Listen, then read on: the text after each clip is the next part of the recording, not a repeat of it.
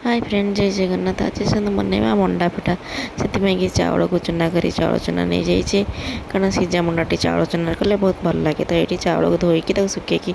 चूना कर नहीं तो ये पानी गरम पानी करदे गरम पानी फुटला पर लुण पकई देचे आप देखते धला धला कम आसूँ एक्चुअली मम्मी अल्प चूना से मिसई देला कारण अल्प चूना मिसई देले तो सी मुंडा हेनी तापर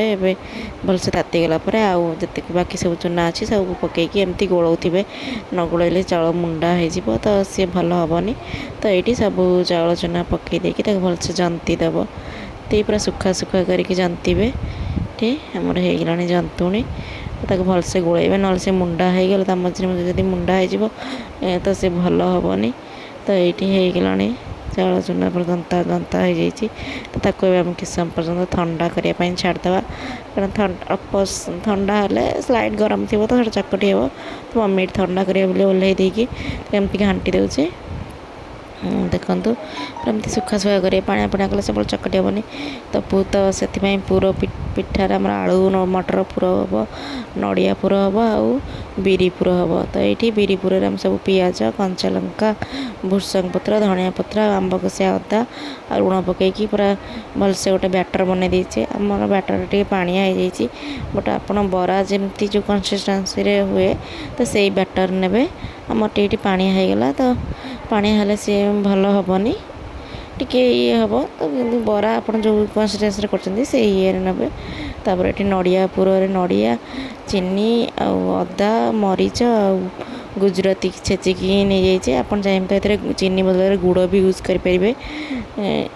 कि खरड़ की भी आप पुर नहीं पारे तो आम ये कंचा नड़िया नहीं करचे तो ये भलसे चकट देवे आम ये छेना नाला तो से छेना नहीं ना छेना नड़िया पुर भी आप नहीं पारे तो मटर पुर हूँ मटर को आम मटर आलू सीझे देकी कषि देचु गुंड मसला सब यूज कर पूरा आमर हो तो ये सोदु भी आमर ठंडा हो गला तो मम्मी ये अल्प अल्प कि ये करदे चकट दूची देखु पूरा भलसे चकटी भी जमी अटा चकटा जमी हुए सेमती पूरा प्लेन होगी मुंडा मुंडा रही पिठा भल हेनी गढ़ापी असुविधा हम तो ये अल्प अल्प एपटे चकटी गोटे बाउल थोची आ गोटे चकटी तो एमती तादे खोल करदे देखु नहीं तब से आम गोटे नड़िया पुर कमती आमर नड़िया पुर आम एमती लंबा टाइप्र करूँ ये देखु पुर पूरे देखिए तो चापी देकी कुंच करदे कुंच न कर भी प्राय जन एमती साधा करती जी कुंच कर पारा तो कहीं पड़ा जी कुंच न कर पारा ना तो साधा जस्ट फोल्ड करदे तो आपको आम कहूँ सिंगड़ा पिठा आलू मटर पिठा को कौन सिंगड़ा कारण ये सिंगड़ा भाया तीन कणिया हुए आर सिंगड़ा भाया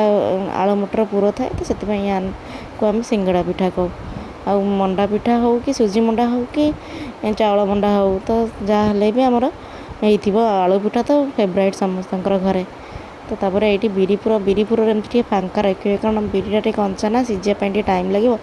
से बिरीपुरटा एमती बंद हुए पूरा टिके मझीरा तार फांका थाए तो ये तीन प्रकार पिठा आमर एमती गढ़ा हुए देखते ये मझीटा टे फांका रही पानिया थाए तो सीटा भोई जाए टे बरा टाइप कंसिस्टेंसी थिले सीटा भोईबनी तो से तापर इडली छांच देवे तार पानी से देखिए किस समय गरम करने छाड़ीदेवे गरम हो गला ये पानी नहीं पानी ये गरम हो गले छांच रखिदेवे छांच उपर आम ये कदलीपत्र नेऊ कि तो बाहर जगह कदलीपत्र तो मिलनी से आम ये खलीपत्र नहीं जाइए तो पिठा खलीपत्र एमती गोटे गोटे थोदेवे कारण पत्र नदेले से छांचरे पिठा लगिज भल हेनी तो पत्र उपर रखिले सी भल देखो मझी छांचटा इडली छांच देवेनि कारण मझी छांच देले लगिज पिठाटा तो भांगीज तो ये नॉर्मल आलू पिठा नड़िया पिठा 10 मिनिट हो जाए बट बिरी पिठा टे टाइम लगे 15-20 मिनट लगे तो ये आप बिरी पिठा करेंगे तो 15-20 मिनट पर्यटन सीझापी छाड़ीदेवे देखो सीझी जाइए बिरी पिठा ये पिठा हो गले काढ़ी ठंडा हाँपाई रखिदेवे कारण गरम गरम बाहर कले पिठा भांगीज तो ये आप काढ़ीदेवे पिठाटा ठंडा हेल्ले छांचरू बाहर करदे ये देखो ठंडा हो गला तो मम्मी ये सब बाहर कर रखीदे गरम गरम बाहर कले सी भांगीज तो आपण मैंने गरम गरम पिठा खाइबे ଆମକୁ ବନେଇବେ ରେସିପି କମେଣ୍ଟ କରି ଜଣାଇବେ କେମିତି ହେଲା। ରହିଲି, ଜୟ ଜଗନ୍ନାଥ।